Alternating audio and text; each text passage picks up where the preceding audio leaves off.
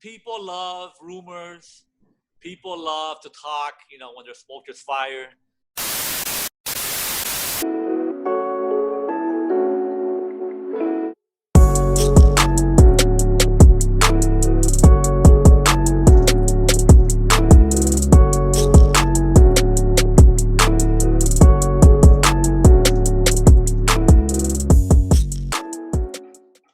All right, what's going on, everyone? Thank you so much for tuning in to the Mindset Podcast. Today, we have a very special guest, a close friend of mine, one of my mentors, Mr. Ramos in the flesh. He's currently the assistant principal at St. Brendan High School. Mr. Ramos, welcome to the Mindset Podcast. We've been waiting to have you for such a long time now, and we were just talking about it now. We were hoping to have you in the studio, but unfortunately, this is the best that we can do for now. So welcome.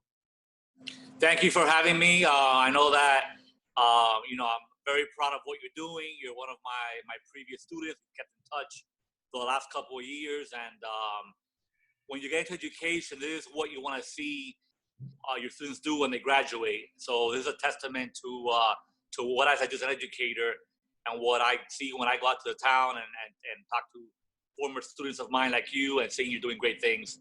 So hope you're doing well. Excited to be here. It's a pleasure. Absolutely. How's quarantine treating you? It's treating me okay. We're getting used to it. Today we went out with my wife and the girls to the Mother's Day round to see some of our family, and then tomorrow we'll do another round. So, but can't complain.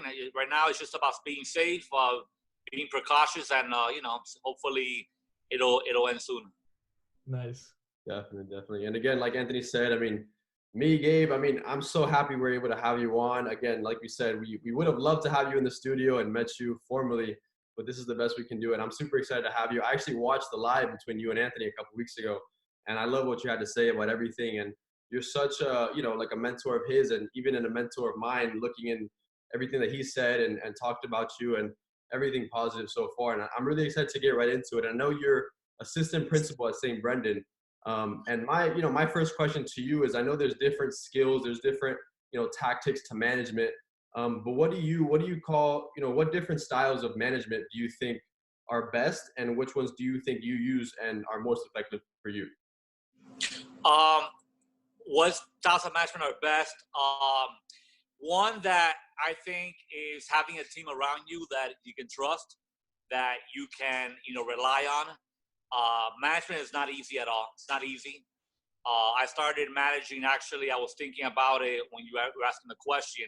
In my second year as being a teacher, I became a department chair for social studies. And my second year as an educator, still learning the ropes. And I remember I got handed down a department of 14 teachers. So obviously, you have to know how to manage people, how to stay consistent with them. At the same time, build that relationship with your people, to making sure that they work and there's some sort of relationships that are going on. Not everyone's the same. There's different personalities you have to deal with. Different people have different strengths, different weaknesses. And just demand the best from the people. Demand the best from them. Have like kind of like a sense of accountability. But I think the critical thing about managing is making sure your team feels supported, your team feels that they're taken care of. I remember when I became the assistant principal, one of my duties was to take over or kind of like corral the Department of Facilities and Operations. I did not know anyone in that department, so the first thing I did was I met with every individual, talked to them. They probably heard there was some changes going on. So making sure that I was hearing what they wanted, what they needed, what their fears were. So making sure that the team that you have around you is feels secure, feels safe, feels that they're being heard, because that goes a long way in establishing those relationships that you need to making sure that the tasks get done on a day in and day out. Right, like you said, when you're the leader of a team and of an organization, you always have the really good members, and you usually have a couple that aren't really on board, right? Unfortunately, that's just the case in leadership, Mr. Ramos. So in your case, how do you get people who aren't on the same mission as you are, who are like lagging behind? How do you get them on board? Like what's your approach to the people who are slacking or coming into work late, who might not be doing their job to the fullest potential? One thing that I've always done, and again, people are different, in the team that you're building, is I always try to overwork everyone. I have a very strong work ethic, and people always tell me, Guillermo, why are you still there at night in school when there's an event going on when someone else can be there for you? Or why are you going to every game? Or why are you going to every event? But I think one of the things is not that you overwork, but you have to be seen. You have to be, that you're there, that you're working, because it's very easy for people to say, well, if he's not here, then, why am I going to be here? Or I'm going to start, slacking off, for example. So I think it's crucial for you to be there as a leader, as an administrator, as if you're heading your own business. You have to be there, even in a restaurant. The boss has to be there. It's very easy to say, well, I'm the boss, I don't have to work, I can get there late. It's crucial for the person that is in charge of a team, of a business, to be there always, to be present. Because that's just an example right off the bat to your employees that you care about them, you care about the institution, about the entity that you're working for. And that goes a long way to making sure that those people that were slacking off or were not working to their full potential see that in you. And that's how you build respect. When you start building respect with that team, that's when hopefully and usually they start turning around and they start now picking up the ante of what they need to be doing. Obviously, you're not going to get everyone on board all the time, but it does go a long way to establishing what you want from your team, to making sure they're working at their full potential. That's awesome. And just from hearing you talk, the first thing, I mean, you're a leader, no doubt, whatever it's in your school, your community, you're really doing everything you can to lead those around you. And something that I really love that you said that really stuck with me is that you lead by example. Like you said, that you're always the last one to leave the office. You're always the one at the games, the events, because if those under you don't see you there, they're going to think, why do I have to be here? And I really love that, because a lot of people, I mean, they have, they have all the resources, they have everything they need, but sometimes they might slack off, or they might, I'm the boss, I can go home early. I have someone else there for me. And I feel like that's so important. That's so crucial in a leader. I mean, me and Anthony talk about that a lot, and what to see in a leader. And I think leading by example is one of the greatest assets to have in somebody, because if you can't set that tone for your employees, your staff, whoever it may be, then those following behind them are not going to see that vision full force. You have to be involved. You have to be in everything, because later on something happens, an incident, or you were not there to focus, because always in an event, when there's something going on, always something happens. And you're the person in charge. At the end of the day, you're the one responsible. And usually in society, it's, well, I'm the boss, I'll get there late today. I'll sleep in and I'll get there on 9 or 10, or I'll leave early, why not? I saw that in my parents, especially my dad working when I was small. I've read books, I've heard a podcast, and just, my work ethic is making sure that I'm always present, early in the morning, late at night, making sure that at the end of the day, that falls on me, my responsibility. And I think when my coworkers and my team and people that I have under me see that, they will also respond to it and they'll follow me. And like I say, if I have my boss over me or whoever it is, it's an example of, if they're there, I should be there. So if I'm there, my people report to me should be there as well. Now, Mr. Ramos, how important do you think it is to take ownership for everything that happens underneath you? For example, let's say, one of your professors or one of your staff does something that they shouldn't do and might create some bad reputation. It's obviously that person's fault, right? You didn't know about it. They didn't follow the rules. It's completely on them. In a scenario like that, would you take ownership for that? I know a lot of leaders, motivational speakers, they say full ownership is the best thing to do, whether it's your fault or not your fault, the good, the bad, and the ugly, to take ownership for that. What's your opinion on that? Hopefully people that are under me get, if there's a mistake or an error or something does not happen, obviously, hopefully they commit to it and they fix it and they try to, correct it. But at the end of the day, that department, that entity is under me. And at the end of the day, it reflects me. It reflects my position. So so many people and so many departments report to me. So one, I have to be there for every of those events. If it's development, if it's athletics, if it's activities, for example. Because at the end of the day, if something happens, at the end of the day, the last responsible is myself, not that person. So I have to make sure that things get done. And sometimes, an incident might happen, and that's why I have to be there, because I will respond to the situation I had, and making sure that that employee obviously doesn't feel bad, or doesn't feel that they lost my respect. But it's a two-way piece of, I'm making sure that they don't feel bad, or they don't feel that they miss a step.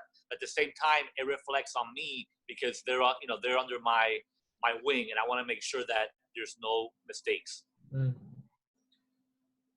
That's awesome. And I mean, again, from a point of leadership, and I mean, me and Anthony, we can't compare to what you've been through. I guess the next thing that we can, compare to is basketball. Me and Anthony both played on the same team together at one point. And something that our coach always, told us was know your personnel. And I feel like that's so important transitioning, especially into the business world. And I'm sure you can attest to this too, being a leader of so many staff, how important it is and how vital it is to really know your team around you, not necessarily, who they are, but what they want and what their goals are too. Because it's one thing to have them follow your vision, but at the same time, if you don't have their vision in mind as well, that might clash at one point. So, I mean, I'm sure you've had plenty of situations, but can you give us a story, or maybe something that you can think of that you really had to maybe put your position down and kind of, lean onto your staff one day because he was going through something, and maybe he needed the right guidance, the right advice, because he was going through something in his life, or, something of that situation? I always say that every person is a world. You drive, every house, every neighborhood, every house that you go by is a different world. There's different issues, different situations going on, different problems. Mm-hmm. And every person, it's the same thing. They're going through different things, bad or good. Everyone has a different world. So it's important that when you lead a team, and you lead departments, and you lead people, that obviously you hear their concerns, that you hear their needs. Everyone has needs that need to be met. Unfortunately or fortunately, they bring it to work at times. Mm. So you have to make sure, people are always taking care of their parents. Like, one thing that I continuously is going on, even in my life, is people have ailing parents at home. So that's something that I get a lot from my department members, trying to making sure that those needs are being met. So obviously making sure that, when I meet with them, I hear their concerns, I hear where they're at in their life, or what's going on that individual day, and making sure that, those needs are met, that I heard them. The humane part is done, and then at the same time, they start working for you. And I think once your employee sees that you care about them, you've asked about how their ailing dad is doing, or I have one that's now an employee of ours. She's pregnant. She's going to have a child, and she's going through some rough time with that. Making sure, that asking, how you're feeling, how you're doing. If they ask for a day off for an appointment, I grant it to them. So you have to make sure that you meet people's needs. You make sure that they're taken care of, and then when you need a favor from them, or for example, when they gotta stay late for you for an event, they will do that for you. It's a two-way street. You have to balance things out. You cannot always be, a dictator, or always be, hard on them. You have to give and take. Obviously, sometimes you can't, be the nice guy all the way through, but it goes a long way to building respect if you build that accountability, that trust, that you hear them out, you see what they're doing, what they're going through, and you're making sure those needs are met. And obviously, when you need something from them, they'll obviously return back that favor to you. Right. Something that I like to say a lot is give more than you receive, right? And Correct. I think that's exactly what you said, and I think that's the most important thing in leadership. The more you give, the more you'll get back, right? And it's just a giving game. A lot of people are selfish. They don't want to give their time or their energy or their assets away because they want to have as much as possible. But that's just not the case. Like, you got to give as much as possible, and you'll get more. People will like you more. People will follow you. People will trust you and lean on you, like what you're doing, Mr. Ramos. Now, No, and sometimes, you know, you want them to make the decisions. They come to me with an idea, a marketing idea, an idea for development. They want my approval. I tell them, well, what do you think? Why are we doing this? So sometimes I let them decide the situation or like the idea, and that way you're giving them some input, you're giving them some drive, and that goes a long way for them respecting you and them now going the extra mile for things you have to be doing. They'll be there responding back to you. So you have to give, you have to, it's a two-way street, but you have to get them involved and making sure that they're also doing some decision making for you, because at the end of the day, you want to make sure that you're building a team and you're building that trust between them. Right, exactly. And Ms. Ramos, you mentioned this before. I wanted to ask you before, but I'll ask you now. Something that I've always struggled with, that I'm getting better at, really, is delegating work. Because I feel like whenever I'm in charge of something, I know that I'm the best one to do that job. Like, no one will do it better than me. That's guaranteed. But now I'm turning a phase in my life, you know, next chapter, where now I just have so much work that I have to start delegating. I have to say, hey, take care of this, take care of that. What tips do you have to do that? Was it hard for you to cross that bridge? Because that's the bridge I'm crossing right now, where I have to start delegating work. And it's hard because I know I could do the best job at that. It's just, you know what I'm saying? That is by far, to me, the most difficult part of being a leader, of trusting people, of letting go. I still to this day have an issue with that.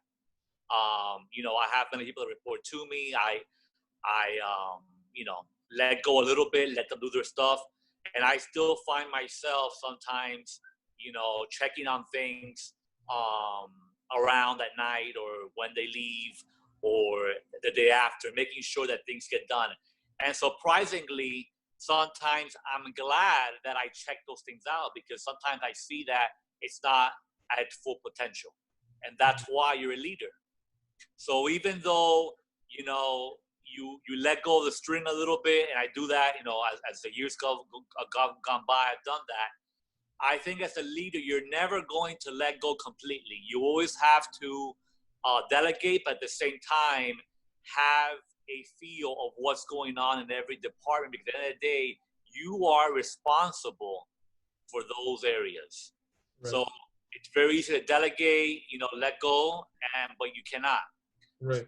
You can let loose the rope a little bit, but you have to keep checking. And I've even yesterday had an example where I let one of my guys go. I thought everything was good, and before I left on a Friday afternoon, I went over there and the lights were left on in an area, and I had to turn them off. Just stuff like that. That I do a final sweep of the campus. You know, we're off for 2 days until Monday.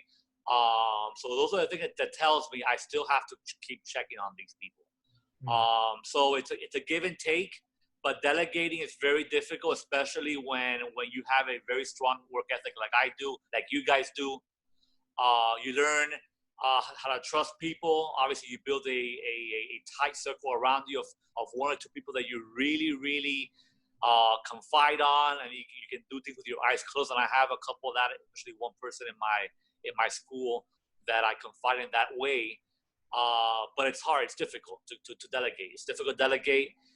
As you go by and you build years in a company or an entity or a school like that, you know, it gets easier because now you have a core people that you trust, but it's not easy. It's not easy. Mm-hmm. Yeah, I mean, that was a great question, Anthony. And I guess leading into my next question, a lot of people that listen to this podcast, I mean, we've all been in school at one point or another. And some of us might, you know, they might be on their path to being an assistant principal or a principal one day. We're not really used to, especially in the business world, leading students, you know, the educators of tomorrow, the future generation. I guess my next question is, I know you mentioned a little bit how difficult it is to delegate and really support staff, but how important it is to support a whole school. I mean, some people have, you know, companies that have 500 employees, but I know St. Brennan has a couple thousand students. I mean, how are you able to manage that? Yeah, we have about 1,200 students. We have about 120 staff teachers, so it's a large plus cafeteria, and you know, it's a lot of people working in, you know, one day full school. It's a lot of people to manage, a lot of people to lead. a lot of departments to making sure that everything is in sync. And like I said, you have to, you know, you get to school, the day starts running, and you have to put in your mindset that, and I got this lesson from an old administrator. He was a college professor of mine at Florida International University when I was becoming an administrator. And he said, you know, your life will change once you leave the classroom, because you will get pulled in many different directions on every single day that you get to school. And that happens to me. Many times I get to school with a list of things to do that I thought the night before, and that list will not get touched or looked at until 5 p.m. because as soon as you're walking out of the car, and it's literally happening to me, it happens to me a lot, people are already calling me, texting me, or approaching me with issues that are going on. And obviously you are there for that reason. The reason I'm there is for my students, for the school. And many of those issues that are bringing from employees are related to making sure that our students have the best experience day in and day out in their school. So like my professor said, if you at least get one of those things jotted down that you scratched off the list at the end of the day, you have had a successful day. Because the rest of the day, you are just dealing with making sure that the needs that people have are being met. And your stuff has to get behind all that. And when everyone leaves, then is when you start, unfortunately or fortunately, doing now your work of what you have to do. And that's just, you know, like a doctor has their philosophy. That is a philosophy of an educator. We have to first meet the needs of our students, and then obviously at the same time, our faculty and staff. You know, I heard a great analogy earlier today that said, and you're talking right now, and it's perfect for your situation. When you get to a certain level of leadership, a certain caliber, which you are at, you are no longer really a leader. You're more of a firefighter, right? Like your job, like you just mentioned, Ms. Ramos, you go to work, and from the moment that you step into the office to the time you get out, you're turning off fires, right? You're putting out fires. You're putting out fires the entire day. You're putting out fires the entire day. Yep. Sure, you'll lead, you know, a meeting and you'll lead by example. Sure, you're a leader, but more than that, I think you're a firefighter. People trust you. People just come to you with issues, and it's your job as a leader / firefighter to take those fires out. You know, okay, relax. I'll take care of that. I'll sign that paper. Don't worry. I'll get the budget going. Like that's your job, right? And that's like a whole nother level of leadership, I think. And it's sometimes it leaves you in awe, or leaves you, you know, wow, I have an important position, or, you know, they rely on me. That people, even making the simplest decision, will not do that. They will ask me. They will, what do you think about it? Or confide in me. Even the simplest decision, people will not do it. And I remember when I was a teacher back, you know, 15 years ago, I was the same way. So it takes time. It takes a certain amount of years of experience and the right time to now be where I'm at. You know, it doesn't happen overnight. But even making a simple decision, people will not do it. It's just it's just the way it is. Mm-hmm. You know, it's a phenomena of leader / employee. Mm. Nice. And I guess to wrap things up, my last question to you, and I'm sure all of us will be really intrigued to hear this answer. What would you tell yourself 10 years ago? You know, I know you said that you were a teacher 10, 15 years ago. What would you tell yourself, you know, knowing where you are now, what would you tell yourself 10 years ago in order to prepare for where you are today? It's funny you say that, Gabriel. It's funny you say that because 10 years ago, I was in a classroom teaching geography, civics to middle school kids, and I told myself I would never become an administrator. People would tell me, "Oh my gosh, you're good. You know, you're running a department in school. You're the social studies department." I go, "No way. I won't deal with that. You know, too many issues going on. That's not for me." I had small kids back then. My girls are now teenagers. You know, no way. And there's a time in life for everything. You know when you're ready. And, you know, a few years ago, I said, you know what, let me start doing my leadership classes at FIU. Let me take one here, one there. And as an individual, you start growing professionally. you get more comfortable with your current profession, that you start doing it now, with your eyes closed. You have more time to do other things, and that's when you start, or maybe I do another degree now. That's what I did. So you can never in life say, I stopped, I'm here, that's it, I'm gonna do it for the rest of my life. Life is all about a journey, about growing, about experiences.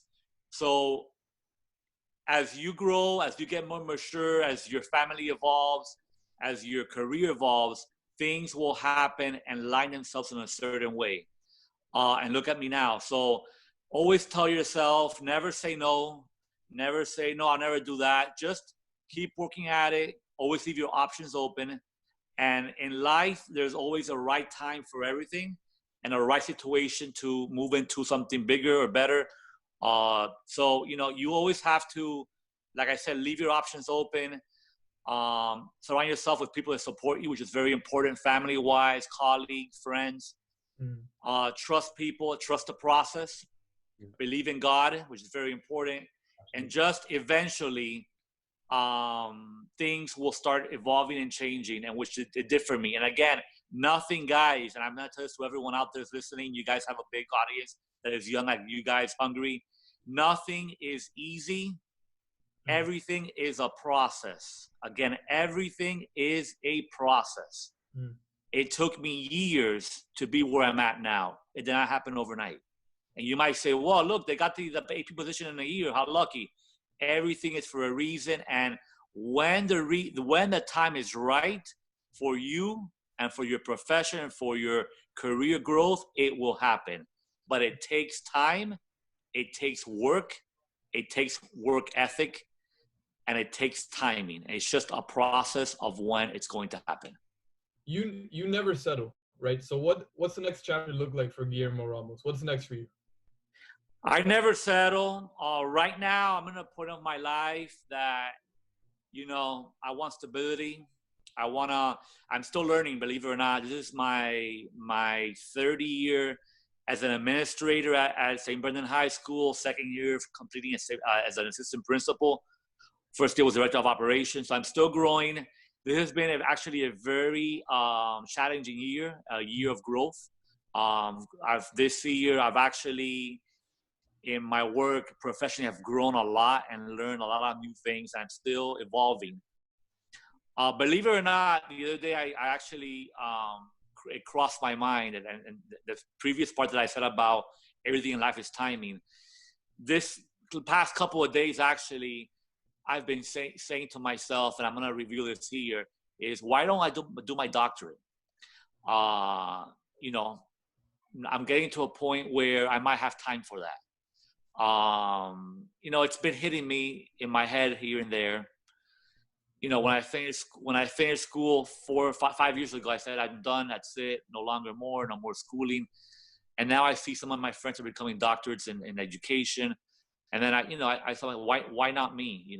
Why not me? So we'll see. That's something that I'm now beginning to think about. We'll see where that leads to. But again, you can't settle. You always have to think ahead. And maybe in the next 4 or 5 years, that's something that I might venture into. I don't know. We'll see what time tells. But always have your options open. That's what I keep saying. Have your options open, and everything is a process. 3 or 4 years ago, I said to myself, well, I'll be this for the rest of my life. I'm not going to change it now. You evolve as an administrator, you evolve as a person, and things start opening up. And maybe that doctorate degree that seemed to me very difficult to do 5 years ago or 10 years ago now might be, you know what, I can do it, I can handle it. It doesn't seem as hard because you're growing as a professional, you're growing as an executive, or you're growing as an educator. And now it doesn't seem like that daunting task that it was 5 years ago. So that's why it's very important to trust the process, and time will tell. Time will tell. Mr. Ramos, last question for you. I know we have a couple minutes to wrap up, but a question that Gabe and I get a lot is, how do you deal with hate or negativity, and are you comfortable with it? As a leader that you are you okay with being hated? Are you okay with negative comments behind your back? Are you okay with those uncomfortable situations? That's a Have great, you gotten? that's a great question, and that's awesome. You know, people love rumors. People love to talk. You know, when there's smoke, there's fire. People love, you know, the world is falling. Yeah. You know, that's just the name of the beast, the name of the game. That's everywhere you go. Negativity, people talking crap. That's normal. Part of the daily rumor mill that people, you know, that you have to at times get entertained to it. So you know, so you let the time pass and let you have some comic relief in the day. I don't like hate. Hate is something that I don't like. That word in my vocabulary does not exist. Um, you know, I think actions speak louder than words. If you work, you respect people, you work hard, you sacrifice yourself at work, that hate's not gonna be there because people will see, man, this guy is really busting his chops to be here for us. You know, he takes care of us, he respects us, and I think leading by example will go a long way to people not hating you. But again, you're never going to have that 100%. But I think it goes a long way in establishing a culture and a work ethic that is all about building trust, building a good repertoire, and making sure that not that you're liked, but that you're accepted and they trust you and respect you. So I think the way you treat people, the way you support people, the way you hear people, and most importantly, the way you work. The way you work, the way you get there, you do your things. I walk around, I pick up papers from the floor. I'm walking around a hallway, and why is there a paper on the floor? That's my house. That's my work. That is leading by example. Yep. Simple as that.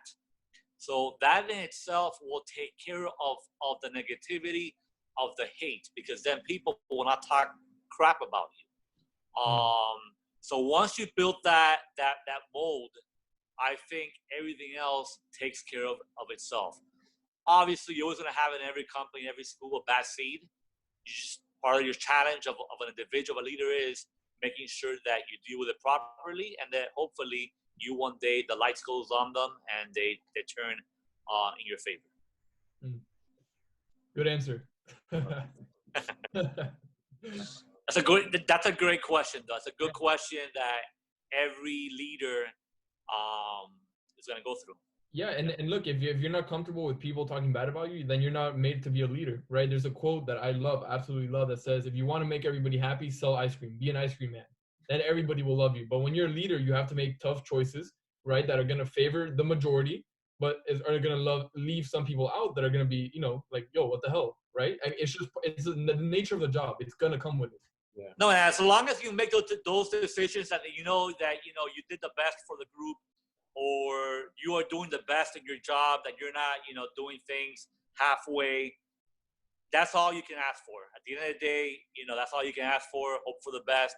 Go with the majority, making sure that, you know, you're never going to please everyone, but hopefully how you act, what you do, what you say, you will earn 90% of the people in any institution.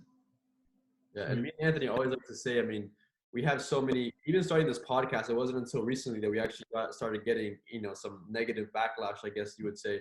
And we always like to say, you know, once you're doing something great and you have haters, that's when you know, because everyone's going to be on your side. Everyone wants to support you. But once you see that you're doing something, you know, beyond their expectations, that's when you're really going to get that negative backlash. Hey, and like Anthony said, we're not here to sell ice cream, you know, so we want to do the best we can to, you know, spread the word of leadership, awareness, whatever the case is, and take our mindset to the next level. And I mean, just to wrap up, thank you so much for, you know, for being on this podcast with us. I mean, again, we wish that we were in person right now, but that day will come and we will shake our hands firmly like we would. But again, thank you so much, Mr. Ramos. It was a pleasure meeting you and talking to you. And I can't wait for this episode to launch. It's a pleasure to talk to you guys.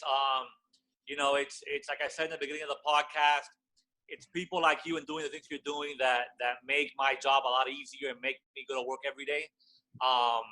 You know, me and Anthony had a good talk earlier this week about how he got into all this. And, you know, now years later, you see what difference you make as an educator. Guys, never let up, never give up, keep working. It's very hard. It's very hard to wake up and say, well, today, I'm only going to do it halfway. I'm tired. I'm going to keep going at it, because that is what makes you apart and different from the other people that are around you. And that will lead you to one thing, which is success. So keep at it. I'm very proud of you guys. Whatever you guys need, reach out to me, and just, you guys keep doing what you're doing. You're doing awesome. Thank you, Mr. Ramos. Take care. Thank you, guys. Have a good evening and be safe. Happy Mother's Day to all the mothers out there. And just thank you guys for everything. Absolutely. Thank you, Mr. Ramos. Bye. Have a good one. Thank you.